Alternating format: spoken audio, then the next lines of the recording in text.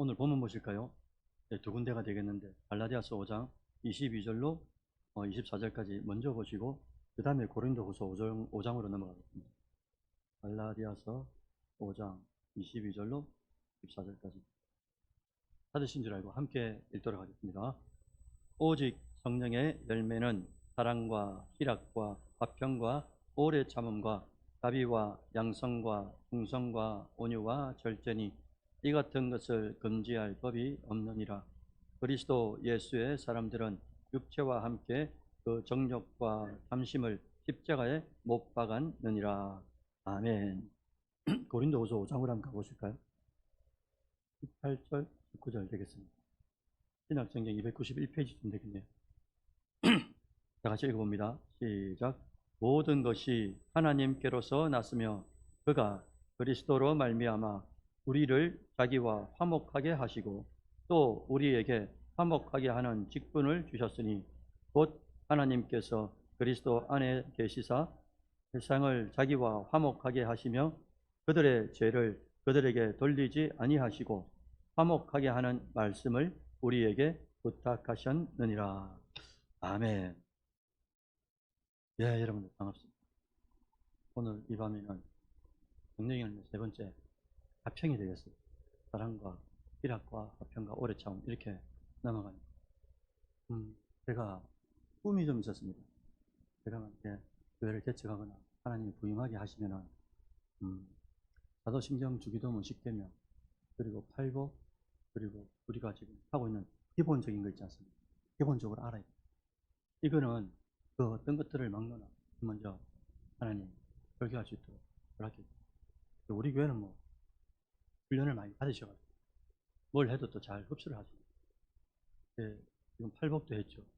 그 다음에 100가지 선물, 사도신경 주기도문, 익혀병도 여러 가지 했는데 이제 끝나갑니다. 기본적인 것. 기본적인 것을 끝내놓으면 이제 이것을 전부 다 조합할 수 있습니다. 조직신학이 중요해요. 조직신학도 하고 여러 가지를 할 테니까 함께 기대하면서 참아주셨으면 좋겠습니다. 이 재미가 없거든요. 이게. 성령의 9가지 열매가 이게 재밌게 설교를 해야 되는데 지난 주일날도 오전 예배 딱 끝나고 난 뒤에 끊고 싶었어요. 어떻게 저 광복을 그렇게 재미없게 설교할까? 엄청나게 감동적인 소리인데 너무 죄송스러웠어요. 오늘 화평입니다. 사랑하는 성도 여러분들, 우리가 성령의 사람인지 아닌지 어떻게 알 수 있을까요? 우리가 주일학교 꼬맹이들, 손주들한테 질문을 받은 거예요. 성령의 사람인지 아닌지를 어떻게 알까? 성경의 말로 빌리면은 그 열매로 알 수 있어요. 그렇잖아요? 그 나무는 뭐로 안다고요? 저게 포도나무인지 무슨 나무인지를 어떻게 합니까? 열매를 딱 보는 순간에 이거는 무조건 이 열매의 나무에서 나왔다는 거예요. 그래서 마태복음 7장 20절에 나무는 그 열매로 안다라고 주님이 딱 말씀해 주셨어요. 그런데 이게 쉽지 않습니다. 이게 열매로 그 나무를 알 수 없을 때가 있어요. 왜냐하니까 겉은 열매인데 근데 속은 어떻게 되냐니까 완전 가라지 같은 거예요. 겉은 열매가 똑같아요. 사과 열매고 배 열매고 밤 열매고 나도 열매가 똑같습니다.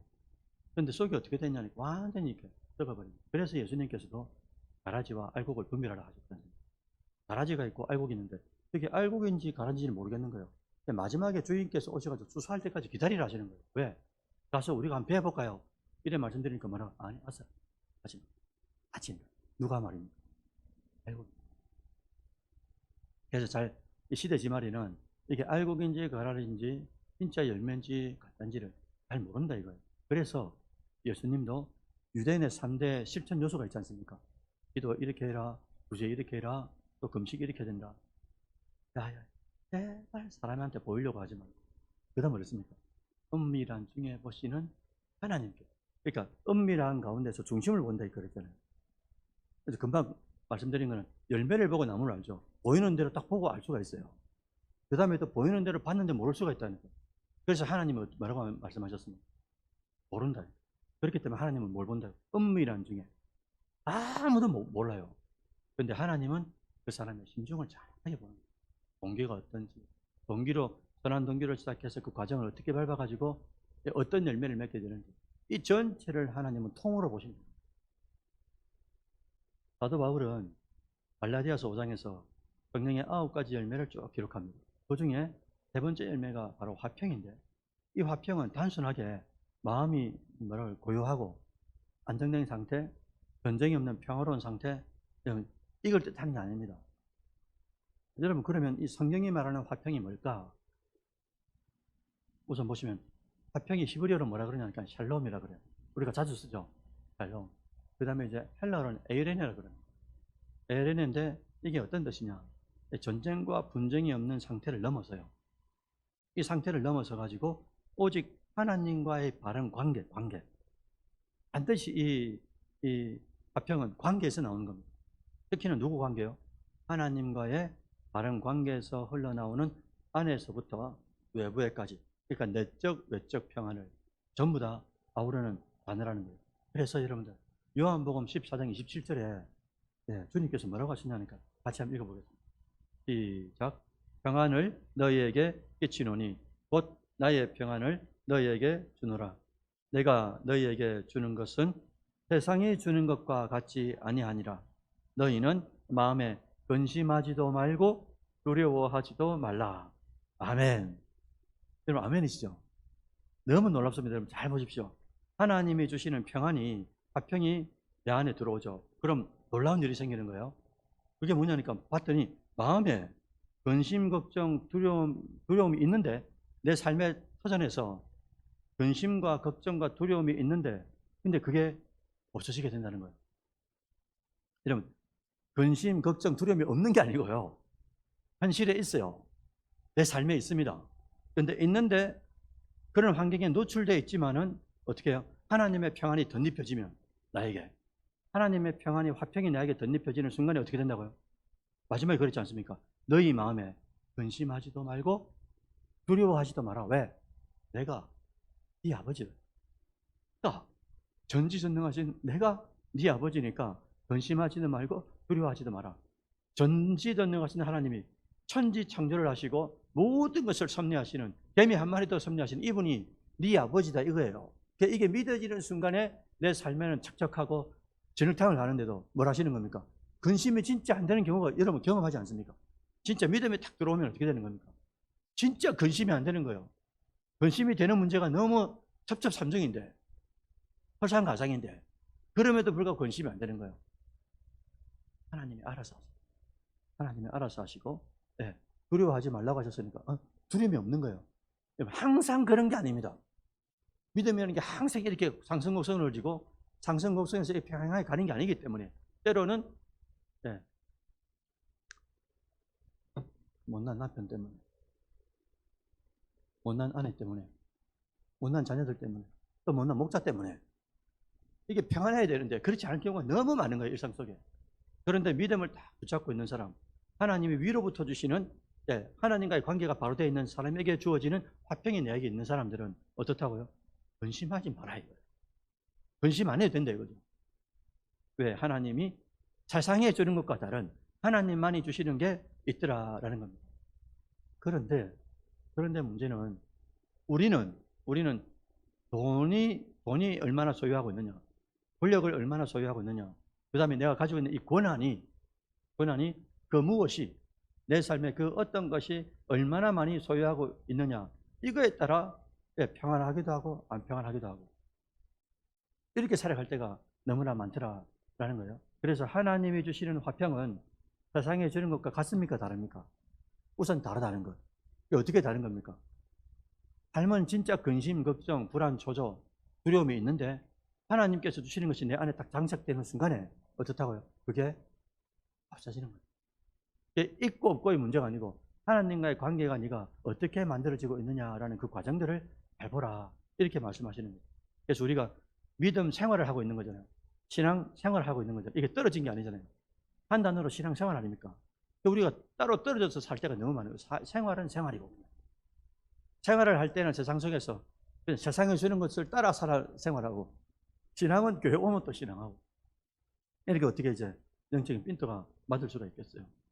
그래서 여러분, 하나님이 주시는 화평의 열매를 맺기 위해서 반드시 전제되는 게 있습니다. 오늘 설교의 키가 이겁니다. 두 가지가 있는데 첫 번째 키가 이거거든요. 한번 맞춰보시죠. 화평이 있기 위해서 그 전제가 하나 있어야 됩니다.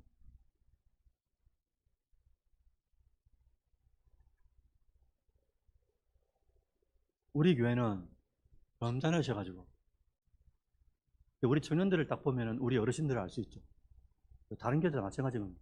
청년들을 딱 보면 그 교회 분위기를 전체적인 청년들이 머금고 있으니까 어떠냐니까 이 화평이 가능하려면 반드시 그 전제가 있습니다.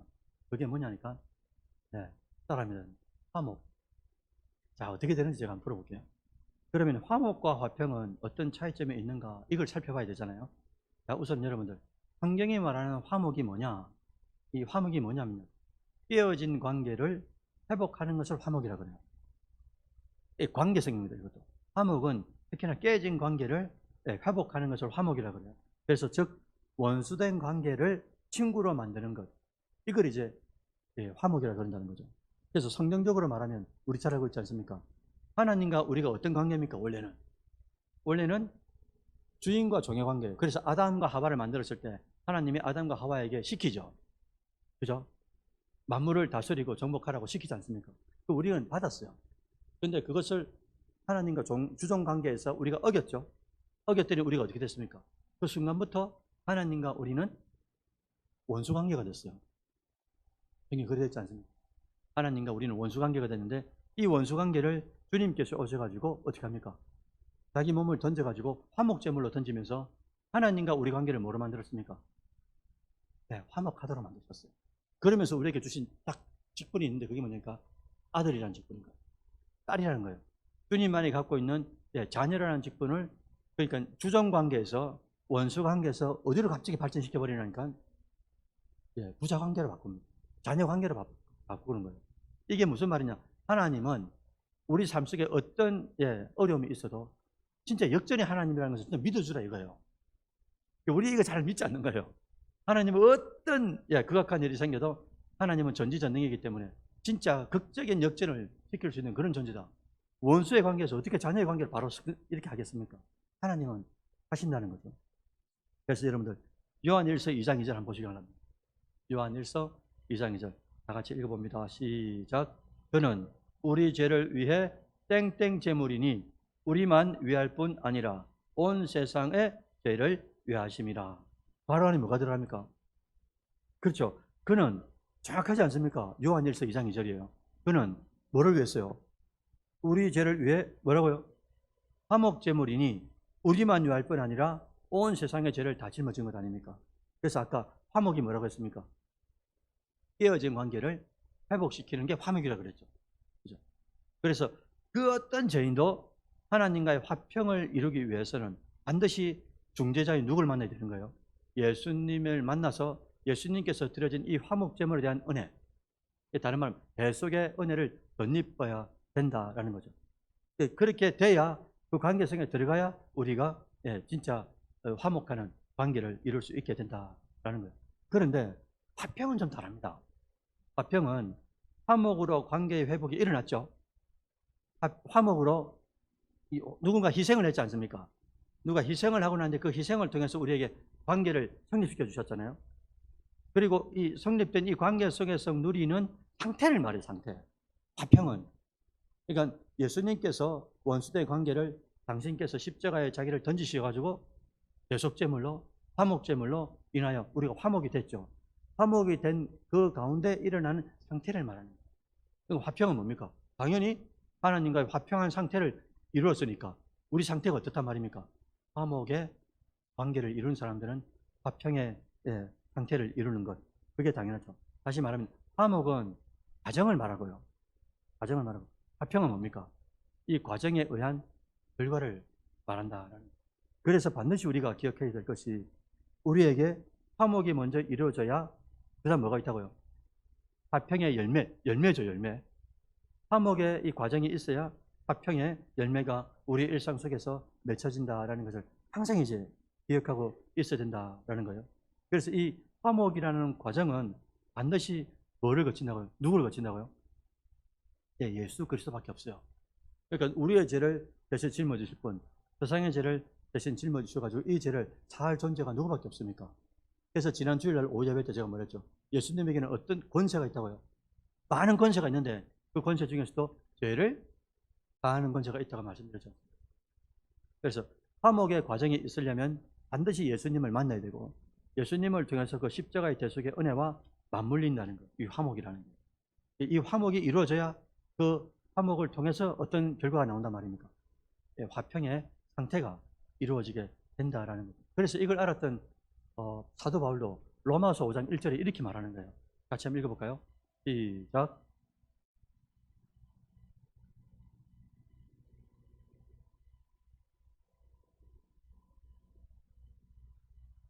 아멘. 그러므로 우리가 뭐를 의했어요? 믿음으로 의롭다 하심을 받았죠. 맞지 않습니까? 우리 주 예수 그리스도로 뭐 했어요? 그분을 통하여 어디로 갑니까? 하나님과 화평을 이루러 가자라고 하셨어요. 더 쉽게 말하면 바로는 예수님이 마태복음 5장 산상수훈에서 많은 사람들을 모아놓고 할 말이 너무 많은데 독특한 말씀을 하셨어요. 뭐라고 하셨냐니까? 예. 마태복음 5장 23절, 24절 다 같이 한번 읽어볼까요? 시작. 그러므로 예물을 제단에 드리려다가 거기서 네 형제에게 원망 들을 만한 일이 있는 것이 생각나거든 예물을 제단 앞에 두고 먼저 가서 형제와 뭐하고요? 화목하고 그 후에 와서 예물을 드리라라고 말씀하셨어요. 자, 여러분들 예수님도 형제와 다른 사람과의 관계성 속에서 원망 들을 만한 일이 있다고 말씀하셨어요. 없는 게 아닙니다. 믿음 생활, 사회 생활, 직장 생활, 학교 생활 하다 보면은 원망 들을 만한 일이 있다 이거예요. 여기서 원망 들을 만한 일이 뭘까? 다른 성경본을 찾아보니까 독특합니다. 독특한 거예요. 나쁜 감정으로 관계가 어그러진 걸 말하는 거예요. 그래서 하나님이 주시는 화평을 위해 먼저 뭐 하라고요? 예물을 두고 하나님과의 관계를 화평을 결론적으로 이거 하기 전에 뭐라고요? 형제에게 가서 뭐라고 하셨습니까? 화목하고라고 하셨어요. 그러니까 하나님과의 화평을 이루기 전에 뭐 하라고요? 사람과 관계성을 이루고 오라. 그리고 예물을 드리라라고 말씀하십니다. 그러니까 화평을 누리기 전에는 반드시 뭐라고요? 어떤 과정이 필요한데 제가 종종 말씀드렸지 않습니까? 미랑 이야기도 하고 영화. 크리스찬들이 가장 우리나라 사람들의 약점이 뭐냐니까 사람과의 관계성이 어렵다는 거예요. 우리나라만 그런 게 아니고요.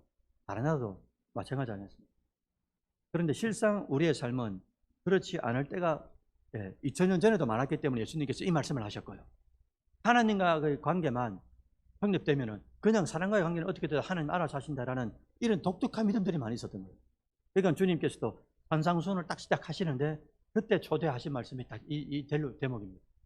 아니야. 내가 하고의 관계도 중요한데 내하고의 관계가 먼저 성립되기 전에 사람과의 관계도 정립시켜 온나. 이게 너무 독특한 거예요. 그래서 사람과의 이 하나님과의 관계를 먼저 성립시키기 전에 사람과의 화목의 관계를 만들어가는 이 과정, 이것도 대단히 필요하다. 이걸 이제 우리가 꼭 기억해 주셔야 된다라는 거예요. 그러면 예수님의 십자가 대속의 은혜를 덧입고 또 화목의 과정을 거친 성도는 결국 하나님과의 원수된 관계를 청산했죠.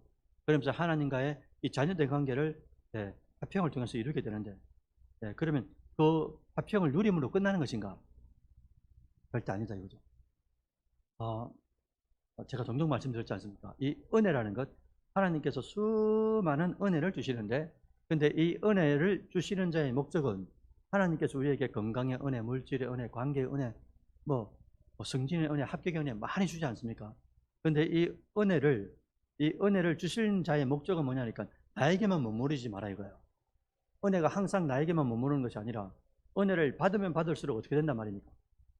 이 은혜가 나를 넘어서 이걸 충만이라고 그러거든요. 내 상태를 넘는 걸 충만이라고 그러죠. 가득찬 충자에다 가득찬 만찬이 가만히 있어도 뭐라 했습니까? 흘러넘치는 샘물처럼 흘러넘치는 상태를 말하는 거예요. 그러니까 내가 어딜 가든지 은혜를 받은 자로서 은혜를 흘러보내는 것. 이게 은혜를 주신 자의 목적이거든요. 그러니까 화목을 통하여 예수님과의 믿음을 통해서 화목의 관계를 이루어진 자, 결국에는 하나님과 화평을 이루는데 이 화평을 누리고 있는 우리에게 하나님께서 어떻게 하시는가? 하나님께서 화평을 누리고 있는 우리에게 하나님이 주신 직분이 있다 이거예요. 그래서 어디로 넘어가냐니까 오늘 두 번째 읽은 고린도후서 5장 18절 한번 보시려 합니다. 다 같이 한번 읽어봅니다. 시작. 모든 것이 하나님께로서 났으며 그가 그리스도로 말미암아 우리를 자식과 화목하게 하시고 또 우리에게 그죠? 화목하게 하는 직분을 주셨다. 그리고 19절 마지막 어디를 가면 화목하게 하는 말씀을 주셨다 이렇게 했습니다. 화목하게 하는 말씀을 너희에게 부탁했다 이렇게 됐어요. 너무 멋진 어전입니다. 하나님이 예수 그리스도를 통하여 화목된 자, 그 자에게 하나님과의 관계성 속에서 어떤 상태를 주냐니까 근심, 걱정이 없는 게 아니고요. 물질의 가난, 환란 없는 게 아닙니다. 있는데 하나님과의 관계성이 잘 되어 있는 상태가 어떤 상태냐? 화평의 상태라 했어요. 평안한 상태라 했어요. 그 평안한 상태를 어떻게 하느냐? 그냥 누리고만 있는 게 아니고 그 관계성에 들어가 있는 그 상태에 있는 사람들에게 직분을 주셨는데 뭐라고요? 화목하게 하는 직분을 주셨어요. 그래서 우리가 어떤 삶을 살아야 되느냐? 예수님하고 똑같은 삶. 그러니까 예수님께서 3년 반 동안의 공생애를 하시고 그러면서 올라가셨다가 그리고 우리에게 뭘 주셨지 않습니까? 또 다른 보혜사, 예수의 영, 아들의 영, 그리스도의 영, 살리는 영, 성령을 주셔가지고 예수님께서 다 하지 못한 그 사역을 성령을 통해서 작은 예수가 돼가지고 우리가 이 땅에서 뭐 하라고요? 화목하게 하는 직분을 감당해야 하라고 그렇게 말씀하셨다는 거예요. 그래서 하나님과의 관계 설정이 화평으로 설정되어 있는 사람에게 나타나는 일상의 직분이 뭐냐? 그게 바로 예수님하고 똑같은 직분. 우리의 사역이 뭐라고 했습니까? 화목하게 하는 직분을 하나님께서 주셨다라는 거예요. 그러면 이제 적용이 남았을 거 아닙니까? 또 우리가 어떻게 화목하게 하는 직분을 잘 감당할 수 있을까? 이게 이제 결국은 적용인데 세 가지입니다.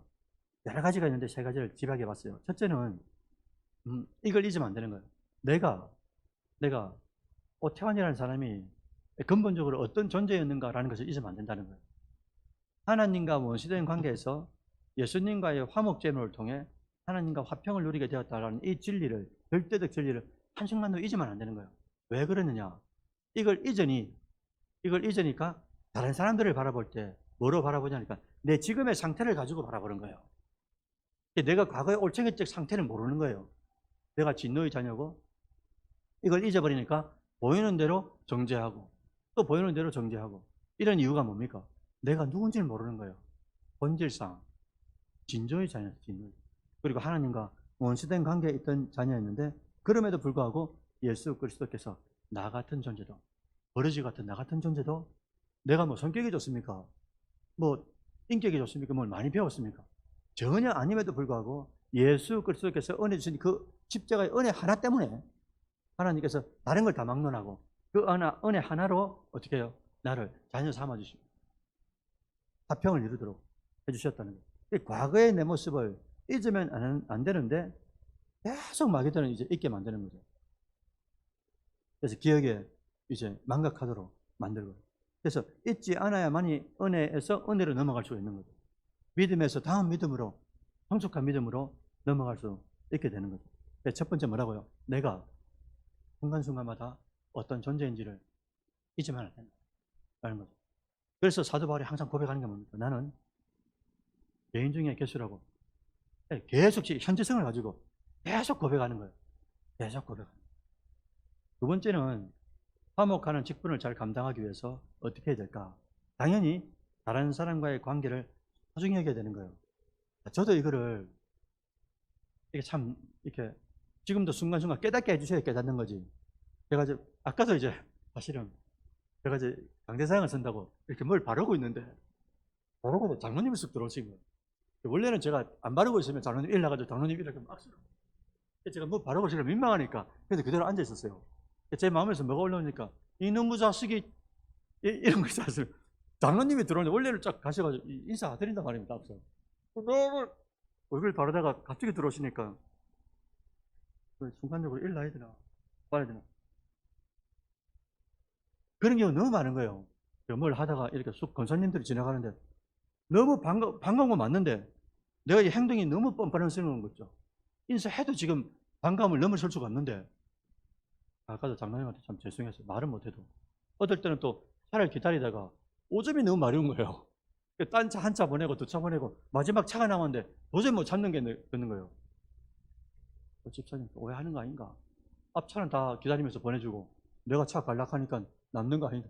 이런 오만 이런 잘못들 있지 않습니까? 그래서 이 관계성이거든요. 그러니까 화목하는 직분을 잘 감당하기 위해서는 다른 사람과의 관계를 소중히 여겨야 되는 거예요. 스쳐지가는 것도 지금 80억 정도 되지 않습니까? 인류 중에. 여러분 그 80억 되는 인구 중에 우리가 대한민국에서 이렇게 만났다는 거, 그 다음에 5만이 넘는 교회가 있는데 그 가운데 김해에서도 선교 조항교에서 만났다는 것도 얼마나 귀합니까? 안 귀하게 사세요 그러면. 귀하잖아요. 그러니까 스쳐 지나가는 만남이라도 진짜 소중히 여겨야 되는데 이걸 잘 느끼지 못하는 거예요. 하나님이 참 독특하죠. 아까 그랬지 않습니까? 형제와 뭐 하라고요? 화목하고 와서 화평을 이루라고 했죠. 예물 드리고. 내랑 네 만나고 싶지? 그럼 갔다 와 임마. 어딜 갔다 오란 말입니까? 다른 사람이 갔다 오라 하신 거예요. 우리는 이걸 잘 생각을 못해요.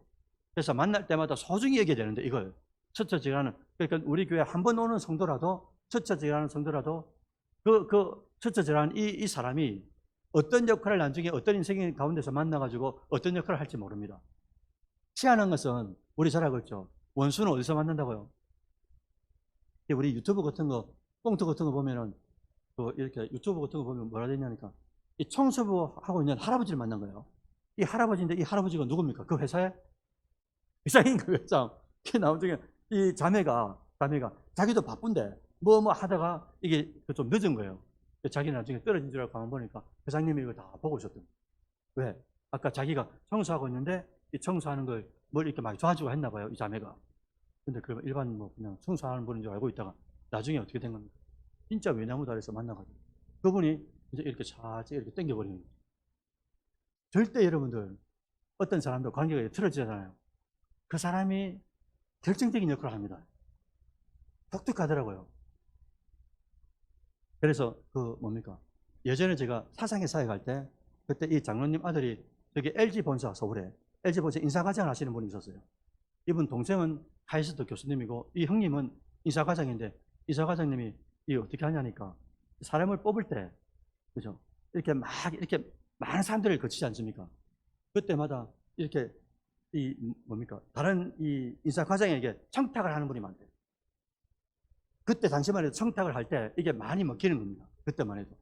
그러니까 이 LG에 들어온 사람들 중에 이 앙케이트 조사를 하니까 80몇 프로가 전부 다 어떻게 들어왔느냐, 시험을 잘 쳐서 들어왔다, 뭐 해서 들어왔다 다 있는데 80%가 뭔지 압니까?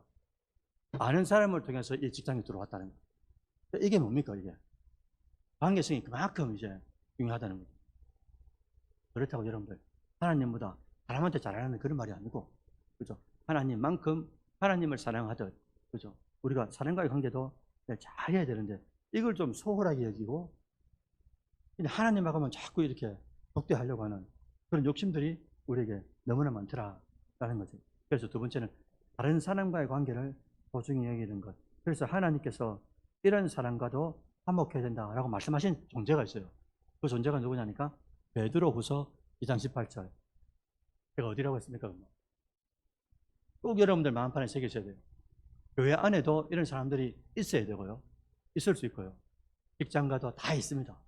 그러니까 이런 사람들에게도 하나님이 하물며 어떻게 하라 했다고요? 화목하는 직분을 잘 감당해라. 이거예요. 같이 한번 읽어볼까요? 베드로후서 2장 18절. 제가 한번 읽어드릴게요. 사환들아, 종들을 말하죠. 범사에 두려워함으로 주인들에게 순종하되 선하고 관용하는 자들에게만 아니라 또한 뭐라고 하는지 압니까? 까다로운 자들에게도 그렇게 해라. 이렇게 됐습니다. 종들 중에 종들에게 말씀하시는 게 너그럽고 선한 종에게만 잘하지 말고 뭐라고 읽은가? 까다로운 종에게도 잘하라 알아 있습니다. 그런데 까다로운 단어를 다른 성경 번역본으로 찾아봤습니다. 쉬운 성경에는 뭐라고 되어 있냐면 악하고 나쁜 사람이라고 되어 있어요. 그 다음에 공동번역, 천주교하고 이 개신교 같이 쓴 성경이 있습니다. 그 공동번역이라고 그러는데 거기는 뭐라고 되어 있냐니까 고약한 사람이라고. 그럼 누가 고약한 사람하고 같이 하고 싶겠어요? 근데 주님께서는 뭐라 했다고요? 따라오시는 거죠. 직분을 주셨는데 우리에게 화목하게 하는 직분을 주셨는데 누구한테 더? 네 바운다리에 있는 그 사람, 고약한 사람에게도 가서 어떻게 하란 말입니까? 화목하게 하는 직분을 감당해라. 이것만 되면 하나님께서 우리 교회에 어떤 심령이나 다 보내봅니다. 하나님이 이 영혼을, 불쌍한 영혼, 장애인도 있을 거고, 지적 장애인도 있을 거고, 아픈 사람도 있을 거고, 상처받는 사람도 있을 거고, 왔다 갔다 하는 사람도 있을 거고, 얼마나 많겠어요, 사람 종류가. 근데 까다로운 사람이 있습니다. 그 사람들도 하나님이 다 보고 구원은 시켜야 되겠는데 하나님을 직접 만날 수가 없으니까 교회로 보낼 거 아닙니까? 감동을 줘가지고. 볼 때마다 어디를 보내겠어요? 이게 훈련이 되어 있는 교회. 몇 절이라고요? 베드로후서 2장 18절을 말씀드렸죠. 까다로운 사람에게도 화목하게 하는 직분을 내가 감당한다는 이게 탁 들어와 있는 사람. 그 교회 보내야 어떻게 되겠습니까? 까다로운 사람이기 때문에 이 사람을 어떻게 받아내겠어요? 믿음으로 주를 섬기듯 잘 섬길 수 있게 되는 겁니다. 그래서 두 번째는 뭐라고요? 마지막 까다로운 사람까지도 우리가 화목케 하는 직분을 받은 자로서 잘 감당해야 된다 라고 말씀드릴 거예요. 마지막 세 번째는 화목의 직분을 잘 감당하기 위해서 기준을 잘 잡으셔야 되는데 이걸 놓칠 때가 많습니다. 이 기준이라는 게 뭐냐? 화목의 기준이죠. 근데 이 화목은 어디로부터 나온다 했습니까? 아까 예수 그리스도의 십자가로부터 금방 뭐라 하셨는데 예수 그리스도의 이 화목 제물로부터 나온다 그랬잖아요. 예수님의 희생으로부터 우리에게 오는 것 아닙니까? 그런데 이 문제가 이게 화목하게 하는 직분을 감당하기 위해서 그 기준을 잘 잡아야 되는데 이 기준이 내 기분이 될 때가 있어요. 화목하게 만들어야 되는데 이 화목하게 만드는 이 셀, 화목하게 만드는 이 공동체, 화목하게 만드는 이 직장, 이게 내 기분이 될 때가 있는 거예요. 당사자가, 리더가. 그 다음에 이 감정이 될 때가 있고 내 뜻대로 돼야 화목하다고 생각하는 사람들이 있는 거예요. 아니라 이거죠. 우리는 다만 사환일 뿐인 거예요. 종일 뿐인 거죠. 그래서 뭐라고요? 아까 뭐랬습니까? 사환들아 이렇게 하죠. 우리는 종이기 때문에 우리의 기준이 뭐라고요? 주님의 뜻대로 하는 거죠. 그래서 여러분들 고린도후서 5장 14절 띄워지는가요? 제가 한번 읽어드릴게요. 고린도후서 5장 14절 그리스도의 사랑이 이거 주어거든요. 다 같이 한번 읽어볼까요? 시작. 그리스도의 사랑이 우리를 강권하시는도다. 우리가 생각하건대 한 사람이 모든 사람을 대신하여 죽었은즉 모든 사람이 죽은 것이라. 아멘. 뭐라고 했냐면 그리스도의 사랑이 죽은 거예요. 그러니까 그리스도의 사랑이 우리를 강권해서 그게 기준이 돼야 된다는 거죠.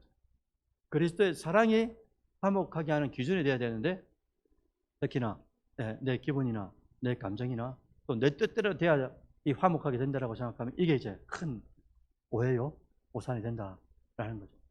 그래서 우리도 이 남은 생애를 어떻게 살 것인가? 우리 그런 말 많이 들었지 않습니까? 설교를 통해서. 오 전도사님, 다음에 교회 생길 때 오 전도사님 사람 만들면 안 됩니다. 오 목사님, 다음에 교회를 생길 때 오 목사님 사람을 만드는 게 아닙니다. 우리 누굴 만드는 겁니까? 그리스도의 제자를 만드는 거잖아요. 교수님들이 계속 강조하는 게 뭐냐니까 제자긴 제자인데 누구의 제자냐? 목사님의 제자, 사모님의 제자를 만들어가지고 완전히 당을 만들어버리는 거예요. 하나의 공동체를 만드는데 이게 계속 그렇게 하다 보면 뭐가 됩니까? 이게 통일교가 되고 이게 신천지가 되고 이게 구원파가 되고 조심해야 되는 거예요. 그래서 화목의 기준은 반드시 예수님의 십자가의 사랑이 기준이 되어야 화목의 관계를 잘 만들어갈 수 있다라는 거예요. 자, 오늘 우리는 성령의 세 번째 열매 화평에 대해서 말씀을 받았습니다. 화평이 뭔지 그리고 이 화평의 전제가 필요한데 이 전제가 뭐라고요? 화목이다. 그런데 화목과 화평이 어떻게 다른지를 말씀드렸고 그래서 예수님의 이 대속의 은혜로만 우리가 하나님과의 이 화목의 관계, 화목이 되어야 하나님과의 화평의 상태를 이룰 수가 있다라고 말씀드렸고 화평을 누리고 있는 사람들이 화목하게 하는 직분을 받았는데 이 직분을 잘 감당하기 위해서는 첫째는 뭐라고요? 내가 죽는 그 순간까지 사도 바울의 고백처럼 내가 죄인 중에 계시다라는 것을 잊어서는 안 될 것이고 두 번째는 뭐라고요? 다른 사람의 관계, 잠깐 스쳐 지나가는 그 관계라도 어떻게 하라고요? 소중히 여기라고 말씀해 주셨습니다. 그리고 마지막 세 번째는 뭐라고요? 고약한 사람이라 했죠. 아까 공동번역이. 까다로운 사람, 그런 사람을 만날지라도 예. 내가 감당하려고 하면 힘드니까 내 안에 계신 주의 성령께서 어떻게 해주시는지를 잘 깨어서 레이더를 세워가지고 주님께서 감동 주시는 대로 잘 섬기다가 떠나가면 어떡합니까? 가는 걸. 그런데 같이 있는 동안에 어떻게 해요? 할 수 있는 대로 최선을 다해서 예, 까다로운 사람에게까지도 주를 섬기듯 잘 섬기면 예, 그게 이제 감옥의 직분자로서의 역할들을 잘 감당해야 된다라는 거죠. 마지막으로 화목의 기준이 뭐라고요? 내 기분, 내 감정, 내 뜻대로 되기를 바라지 마시오. 오직 십자가의 사랑, 예수님의 사랑으로만 화목할 것을, 예, 화목을 만들 수 있다는 그것을 기억하시면서 여러분들의 남은 생애가 예, 화목의 직분자로서 예, 가는 곳마다 여러분들을 통해서 어떻게 해요? 화목하게 하는 예, 귀한 예, 분자가 되시길 주의 이름으로 축원드립니다. 아멘.